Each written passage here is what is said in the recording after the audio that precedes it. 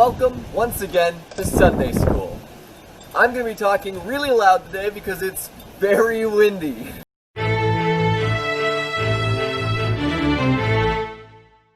Last week we said that Palm Sunday, when Jesus went into Jerusalem, was the beginning of the end of his ministry on earth.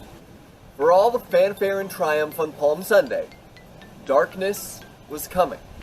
Soon, Jesus would challenge the authorities. When Jesus had entered the city, he went to the temple.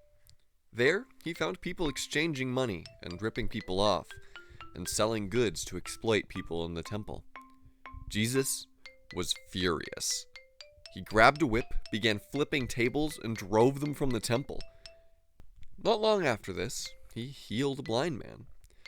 His activities in Jerusalem were beginning to frustrate the Pharisees, some of the men who dictated religious rules. They were the authorities Jesus would challenge. The Pharisees tried to trap Jesus in a battle of wits.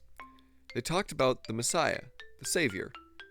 They couldn't get him to contradict himself. He talked about how the Messiah, who was of course Jesus, was both man and God. They asked him what the greatest commandment was. He said, "Love the Lord your God with all your heart, with all your soul, and with all your mind." They couldn't trap him with religious law, but maybe they could trap him with the government. If they could get him in trouble with the Romans, then they wouldn't have to worry about Jesus any longer. So they asked him whether or not they should pay their taxes. He asked them whose face was on their coins. They told him that Caesar, the ruler of Rome, had his face on the coins.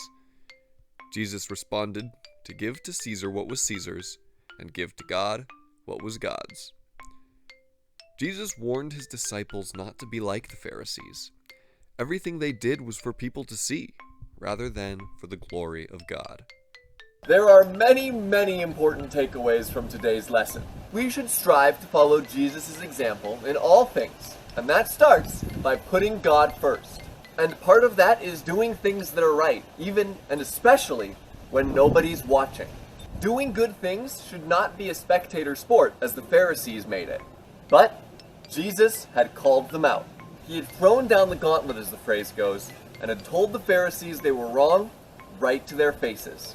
They weren't happy. Next week, we'll see what they did next. What do you think it was?